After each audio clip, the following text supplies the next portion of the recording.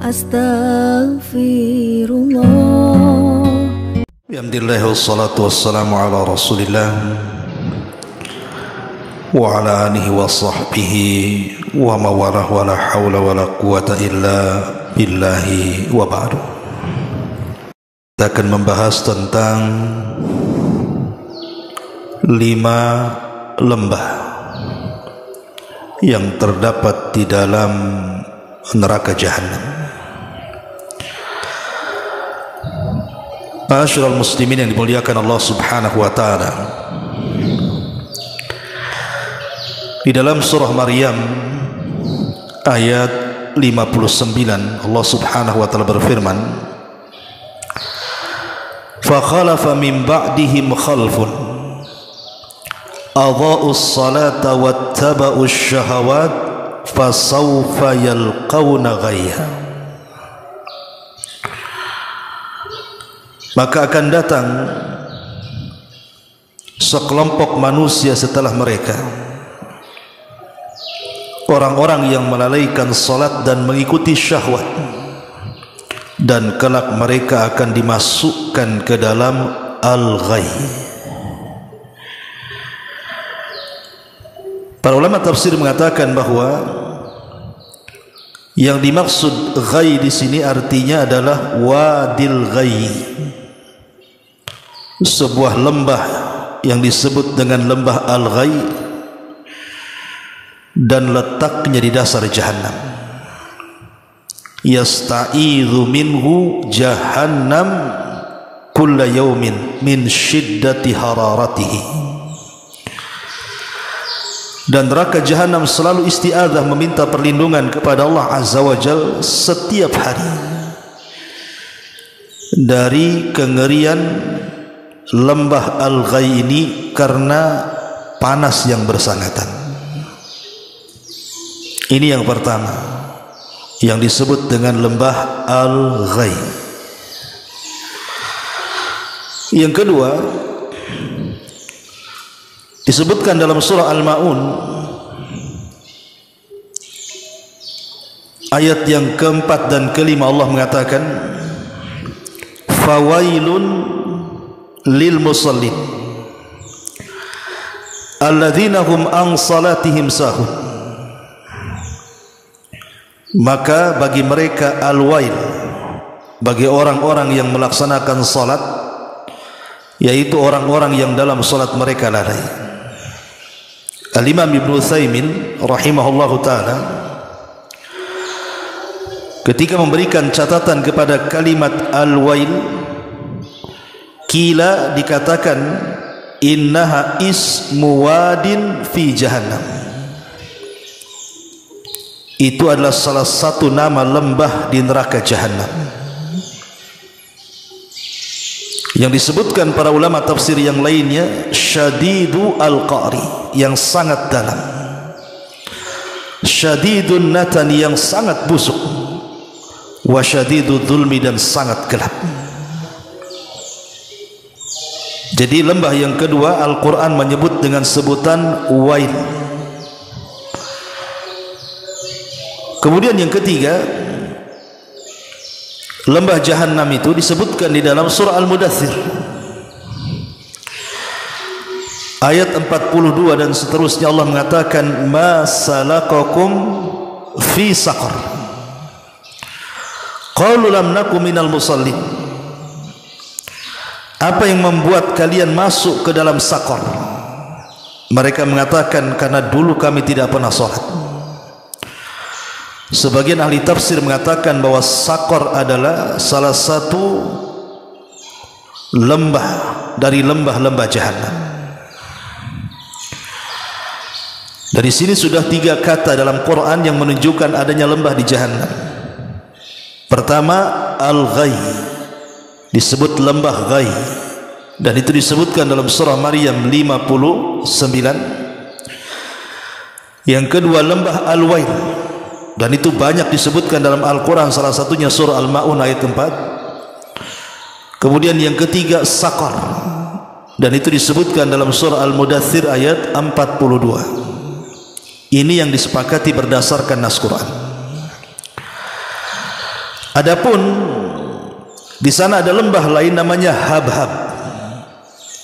Sebagaimana hadis yang diriwayatkan dari Muhammad ibn Wasi',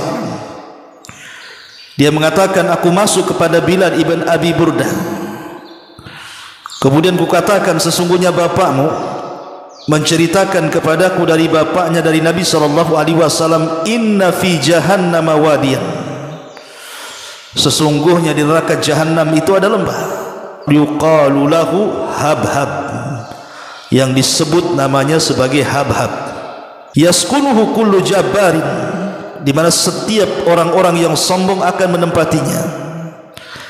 Fa iyyaka an takuna minhum, maka hati-hati kalian jangan sampai seperti mereka. Tetapi sayang, hadis ini, maksudnya hadis lembah Habhab ini, dilemahkan para ulama, walaupun dikeluarkan Imam Adz-Dzarimi dan juga Ibnu Abi Syaibah dalam musannafnya dan juga Hakim dalam mustadraknya, tetapi di dalamnya ada seorang rawi yang sangat lemah namanya Azhar ibn Sinan al-Qurashi. Ulama menyatakan dhaif, orangnya lemah. Kemudian di sana juga ada nama lembah lain namanya lembah Jubnul Hazan.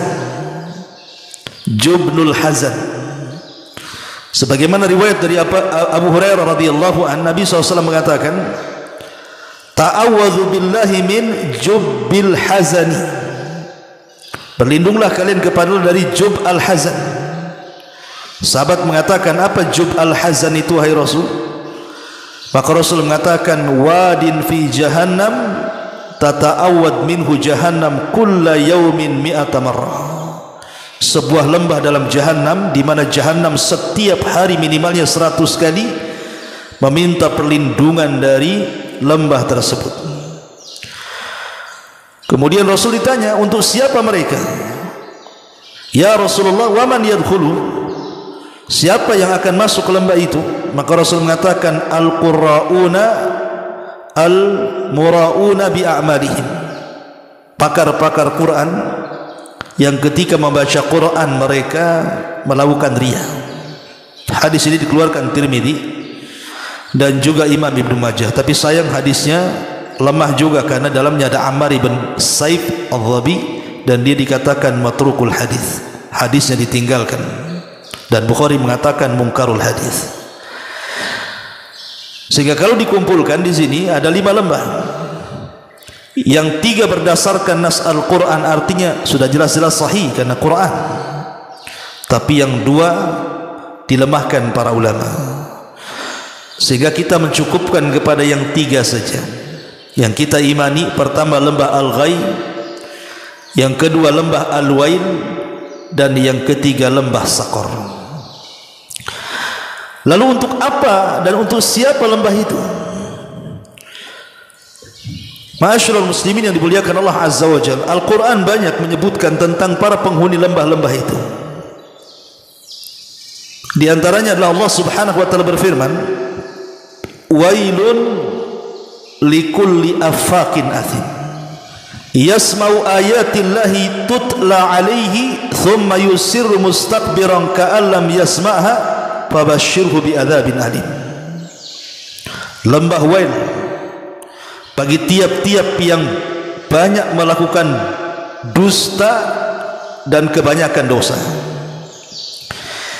Dia mendengar ayat-ayat Allah dibacakan kepadanya, kemudian dia tetap menyombongkan diri seakan-akan dia tidak mendengarnya. Maka beri kabar gembira kepada mereka tentang azab yang pedih.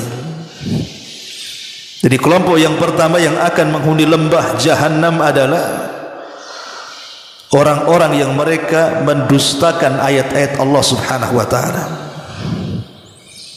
Dibacakan ayat-ayat kepada mereka tapi mereka dustakan. Ingat, satu ayat didustakan itu sama dengan mendustakan semua ayat. Jadi kalau 30 juz itu satu ayat saja kita dustakan, maka itu sama dengan mendustakan satu Quran. Dan hari ini banyak orang-orang yang mendustakan ayat-ayat Al-Quranul Karim, banyak sekali. Maka para pendusta itu mereka akan menempati lembah di dalam Jahannam yang disebut Al-Wail. Bahkan dalam ayat yang lain Allah Subhanahu wa taala menyebutkan kalimat afakin athim ini diisyaratkan kepada para dukun. Allah Subhanahu wa taala berfirman, "Qul hal unabbiukum ala man tanazzalu syayatin?" Maukah kalian kuhabarkan tentang turunnya setan itu? Kalau turun ke bumi itu nemui siapa? Tanazzalu ala kulli afakin athim. Setan itu akan turun kepada setiap para pendusta dan pendosa. Yulquna sam'a wa aktsaruhumul kadhibun. Kemudian mereka pun melemparkan apa yang mereka dengar dari langit, dan kebanyakan mereka adalah para pendusta. Maka lembah itu juga diperuntukkan untuk para dukun yang mereka berdusta dan mengambil dusta dari kalangan syaitan.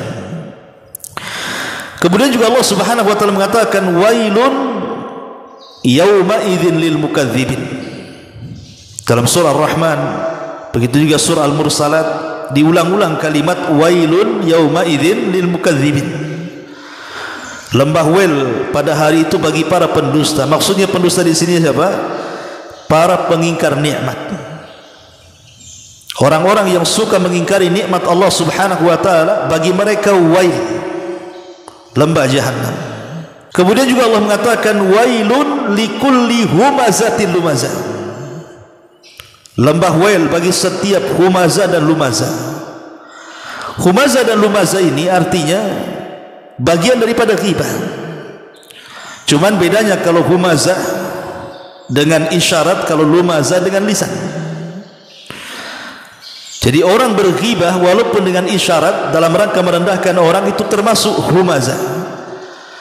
Kalau dia melecehkan orang dan berghibah dengan lisannya maka disebut dengan lumazah. Humazah sendiri akan mendapatkan wadin fi jahannam, wail, dan lumazah sendiri akan mendapatkan wail sendiri. Jadi kalau dua-duanya berarti mendapatkan dua lembah itu, naudzubillah.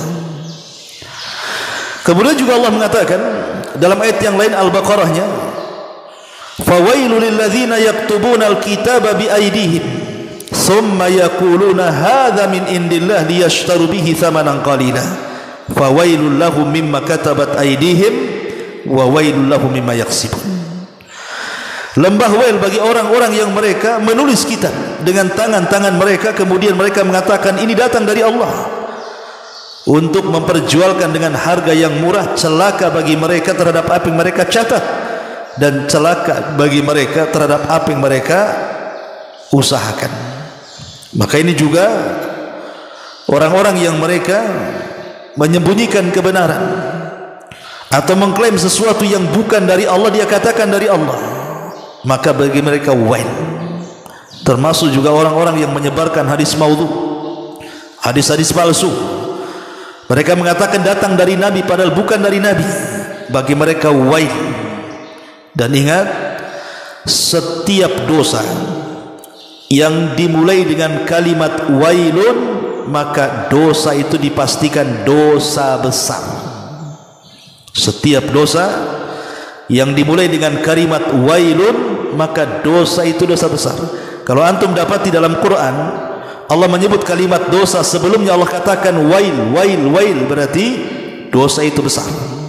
Karena definisi dosa besar itu adalah dosa yang ada ancaman di akhirat dengan neraka, dengan lembah, dengan siksa, ataupun ancaman di dunia dengan hukum hudud, potong tangan, rajam, cambuk, dan yang semacamnya. Kemudian juga Allah Subhanahu wa taala mengatakan fa khalafa min ba'dihim khalfun adha'us salata wattaba'us syahwat. Allah juga mengatakan masih dalam wail, wailun lil mutaffifin. Lembah wail bagi para mutaffif. Mutaffif itu diambil dari kata-kata tatfif. Tatfif itu artinya mengurang-urang, baik banyak ataupun sedikit. Dan surah Al-Mutaffif ini turun kepada Yahudi yang ada di kota Madinah. Jadi Rasul ketika pasca hijrah dari Mekah ke Madinah, banyak terjadi kecurangan di kota Madinah itu, karena perekonomian dipegang orang Yahudi ketika itu, khususnya Yahudi Bani Quraisyah. Mereka suka mengurang-urang takaran, timbangan, meteran, dan yang semacamnya. Intinya curang dalam dagang. Maka turunlah kalimat atau ayat Al-Quran, wailun lil mutaffifin, lembah wel bagi para mutaffif yang suka mengurang-urang takaran dan timbangan. Artinya orang-orang yang curang dalam dagang, maka mereka terancam. Subhanallah ya, sering saya katakan sama antum, mengurang takaran dan timbangan atau meteran itu tidak banyak. Kalau kain 1 meter antum kurangi 5 cm, itu kan tidak banyak 5 cm. Untuk apa kain 5 cm? Ya untuk tali jenazah aja lah 5 cm itu. Untuk apa? 5 cm tidak ada gunanya. Dibuat celana tak bisa, dibuat baju tak bisa. Untuk apa 5 cm? Untuk tali saja. Tapi kenapa kemudian Allah Subhanahu wa taala sampai mengancam dengan kalimat wail? Coba kan, kain yang tidak berguna yang dikurangi itu rupanya menjadi ancaman bagi dia lembah jahanam. Karena orang yang membeli kain itu kita tidak tahu apakah yang membelinya itu fakir miskin, apakah yang membelinya itu anak yatim, ataukah yang membelinya itu orang kaya, dan begitu seterusnya. Kalau yang membelinya itu fakir miskin, berarti kita mengambil hak fakir miskin. Kalau yang membeli anak yatim, berarti kita mengambil hak anak yatim. Kalau pembelinya orang kaya, berarti kita mencuri dari dia. Itu yang kemudian kenapa hukumannya wailun. Ataupun orang yang ngurang-ngurang takaran, diketoknya tuh takaran itu biar dengok ke atas, jadi kalau diisi tak penuh kan. Sekarang kalau umpamanya beli buah 1 kilo, antum ambil 2-3 buah jeruk, itu nggak mengenyangkan. Tapi sekali lagi lihat ancamannya, wailun, lembah jahanam bagi orang-orang yang tatfif ini. Tapi di masyarakat kita, masya Allah, kalau tidak curang itu kayaknya kurang untung katanya. Pada rizki itu sudah ditetapkan, anda mau curang, anda mau jujur, dapatnya sama. Karena rizki itu sudah ditentukan di lauhil mahfud. Tidak perlu curang lagi, apa mau dicurangi.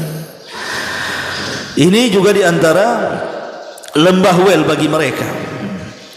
Kemudian lembah ghai, Allah Subhanahu wa taala mengatakan, fa khalafa min ba'dihim khalfun adha'us salata wattaba'us syahwat fasawfa yalqawna ghayya.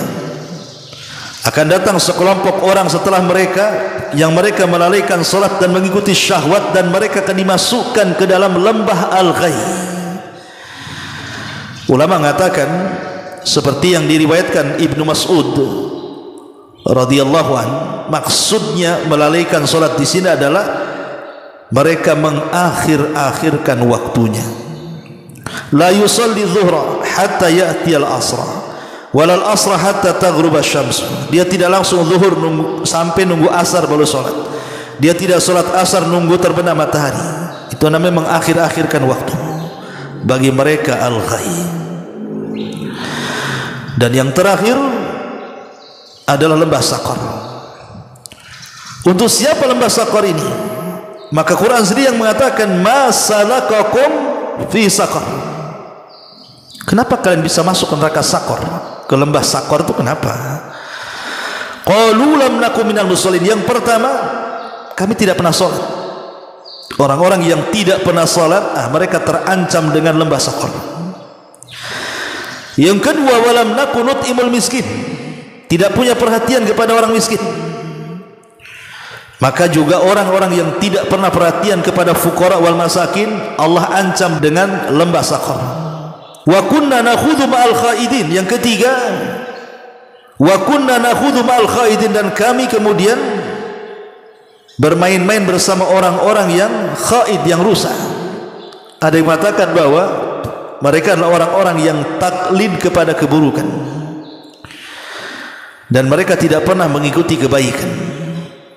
Apapun keburukan diikutinya, tapi kebaikan ditinggalkannya. Wa kunna nukadzibu biyaumiddin, dan kami mendustakan hari kebangkitan. Artinya mendustakan kematian, mendustakan hari kiamat, mendustakan alam kubur, mendustakan proses perjalanan setelah kematian, dan begitu seterusnya. Maka Allah ancam dengan Saqar. Hatta ya'tiyakal yakin, hatta atana al-yakin, sampai datang kepada kita kematian. Inilah diantara para penghuni lembah-lembah jahanam.